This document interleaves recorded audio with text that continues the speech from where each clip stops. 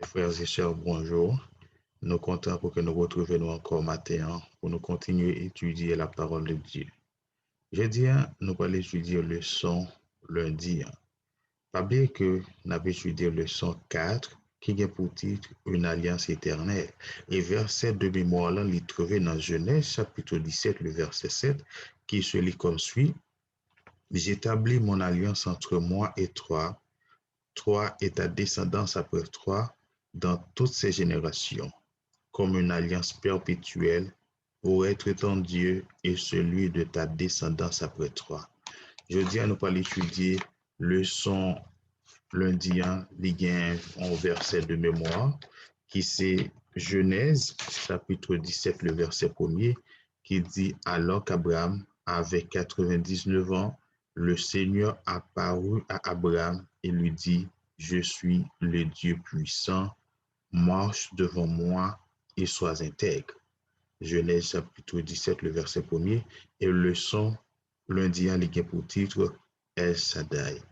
Pas bien que Yahvé les paraît à Abraham à plusieurs reprises. Les paraît dans Genèse chapitre 12, le verset 1, verset 7, et Genèse chapitre 13, le verset 14, et les paraît dans Genèse chapitre 15, verset 1er, verset 7, verset 18. Maintenant, les paraît à Abraham, on le voit, mais il est présenté comme le Dieu puissant.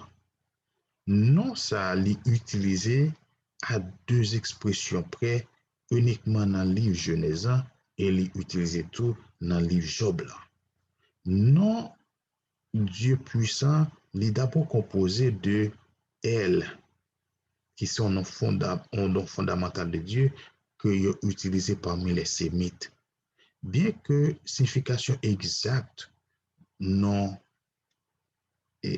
non Shaddai là n'est pas totalement certaine parce que traduction il traduit par puissant parce que puissant il paraît beaucoup plus exact si nous comparons Ésaïe chapitre 13 verset 6 si nous comparons tout Joël chapitre 1er le verset 15. L'idée cruciale qui gagne un emploi il semblait pour établir une sorte de contraste, une sorte de comparaison entre la force et la puissance de Dieu d'une part et la faiblesse et la fragilité de l'humanité d'autre part. C'est comme si bon Dieu voulait établir un contraste pour montrer que en tant qu'humains, nous sommes des êtres qui sont faibles et les mêmes comme un être qui fort, donc nous besoin pour que nous capables de continuer à kembe. Et sinon, lit, par exemple, Genèse chapitre 17, le verset 1 à 6, c'est un passage qui contribue à situer ça qui a passé là dans un contexte qui est beaucoup plus large. Parce que si nous avons posé la question, pour qui ça que bon Dieu obligé mettre en avant pouvoir et force à Abraham? Pour qui ça que est-ce que Abraham est capable d'exiger que pour faire confiance à bon Dieu, faut gagner une démonstration, faut gagner un bagage qui pour garantir foi. Est-ce que c'est peut-être ça que bon Dieu mettait ça? Donc, nous sommes capables de comprendre que si nous appelons littéralement Genèse chapitre 17, verset 1 à 6 que nous avons mentionné, il dit Jéhovah apparut à Abraham et dit je suis El Shaddai, marche devant moi et sois parfait. Et je ferai mon alliance entre moi et toi. Je te multiplierai à l'extrême et tu seras le père d'une multitude de nations et je te rendrai extrêmement fécond. Ce même nom il apparaît dans Genèse chapitre 28, le verset 3, le Isaac dit que El Shaddai a béni Jacob, l'a pris fécond et l'a multiplié. Il y a un bagage que moi j'ai mentionné dans le texte, nous voyons que bon Dieu paraît à Abraham, il dit marche devant moi et sois intègre. Qui doit pas que bon Dieu mande Abraham rien. Mais pendant que nous disons que bon Dieu fait Abraham une exigence. Exigence qu'il fait, il demande pour marcher devant et pour intègre, ou bien pour parfait. Donc, c'est une exigence qu'il fait. Demander pour que les fidèles, pour intègre, pour parfait. C'est-à-dire que moyen pour capable parfait, c'est le chercher faire la volonté de Dieu. Pas oublier que nous doit au moins doit gagner des penchants, des bagages qu'on fait non même te sentir que bon, mais ou marcher avec bon Dieu gagne de nouvelles exigences, les bagages que le mando pour faire qui contraire à sa côté qu'on fait avant, donc on est obligé d'abandonner tout ce qu'on fait au profit de la parole de Dieu, au profit des exigences de Dieu. Donc, c'est des bagages qu'on quitte. C'est des exigences, c'est des bagages que bon Dieu demandé, d'y attendre de haut. Donc, on est obligé de laisser de côté pour capable marcher fidèlement à l'éternel des armées, sauver, servir bon Dieu tout bon vrai. Donc, nous avons des bagages que nous devons laisser de côté. Donc, c'est même genre, si bon Dieu est capable devant nous, il ne doit pas faire nous-mêmes exigences avec Abraham, donc il doit faire d'autres exigences et le ça nous t'a obligé de laisser certaines choses de côté et à chaque non, bon Dieu fait nous des exigences, faut que nous parfaits, faut que nous fidèles, faut que nous c'est des mondes qui intègrent. Donc bon Dieu attend ça de nous. Nous voyons que bon Dieu nous trouver dans un genre de texte si nous considérons Genèse chapitre 35, verset 11, Genèse chapitre 43, verset 14, Genèse 49, verset 27. C'est des passages qui sous-entendent que bon Dieu, c'est un Dieu qui fait preuve de générosité, il fait preuve d'autorité parce que Shaddai, ils sont Dieu des richesses inépuisables, une richesse qui est prête pour l'accorder à tout le monde qui marche devant par la foi et dans l'obéissance. Donc, si moi-même avec nous, nous marchons par la foi et nous obéissons à la parole de Dieu, bon Dieu a des richesses inépuisables que l'a accordé avec nous. C'est un bel bagage le que bon Dieu a partagé des richesses à l'homme parce que la Bible enseignait que ces richesses bon Dieu qui pas fait mal à l'homme, qui pas causé aucun chagrin. Donc, c'est richesse de l'éternel. Donc, le bon Dieu, ban nos richesses à eux, nous pas gagner pour une peur, nous pas gagner pour une souffrir, petit, nous pas gagner aucune conséquence que pas souffrir de ça. Et Proverbe, chapitre 10, verset 22, il dit, c'est la bénédiction de l'éternel qui enrichit et il ne la fait suivre d'aucun chagrin. Donc, nous avons intérêt pour que nous restions accrochés à la parole de Dieu.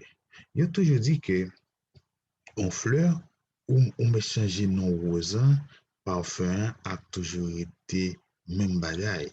Ça montre que même quand bon Dieu paraît sous nom, sous un autre nom, avant l'été paraît sous nom Yahvé, et là, il présenté sous nom El Shaddai, non pas gagné trop grande importance.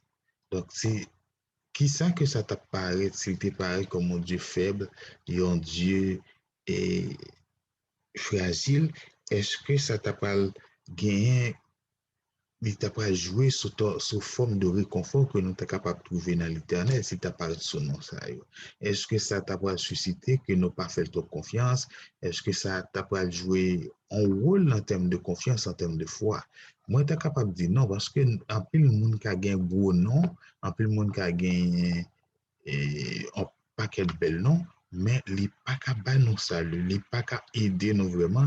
Donc, si il y a un monde qui est capable de sauver nous, c'est de par, quel que soit, indépendamment du nom que le porte, c'est l'éternel des armées. Donc, quel que soit le nom que le apparaît devant nous, ça ne va changer rien en termes de capacité, ça ne va pas changer rien en termes d'habilité, en termes de façon qu'il est capable de sauver nous.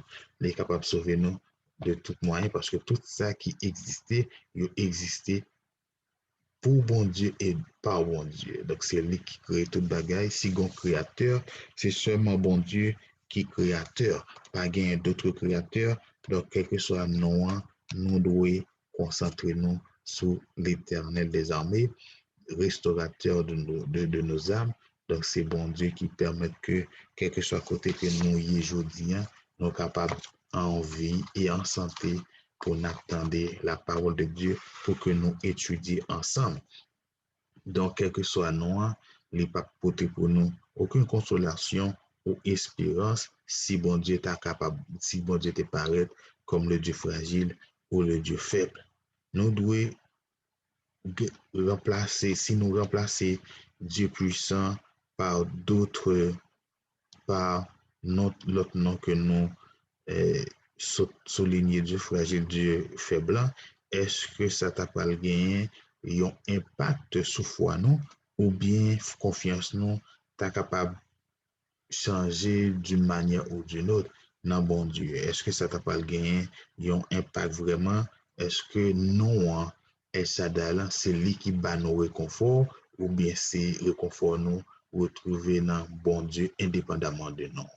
Donc, c'est à nous pour que nous soyons capables de répondre. Moi-même, personnellement, ça n'a pas qu'à porter aucun changement parce que ce n'est pas non qui a sauvé, non que le présenté est capable de sauver, mais c'est lui-même qui a sauvé. C'est substance qui a sauvé, c'est bon Dieu qui a sauvé, mais ce n'est pas non qui a bon nous la vie éternelle. Donc, nous sommes contents pour que nous étudions ensemble partie lundi. Moi, invitez-nous à partager vidéo à d'autres mondes parce que là, il y a des gens qui peut-être des questionnaires là qui joignent, on l'autre monde prend un petit temps, partager, étudier ensemble avec eux, partager, ça fait une grande différence. Donc, nous sommes capables de partager et vidéo et puis abonner. Donc, n'importe l'heure que nous postons en vidéo, donc nous sommes capables de joindre, nous pas manquer rien. Nous toujours là, nous ensemble, nous étudier ensemble. Donc, ça fait une grande différence. Restez avec la paix de Dieu. C'était votre serviteur Erson Bonhomme.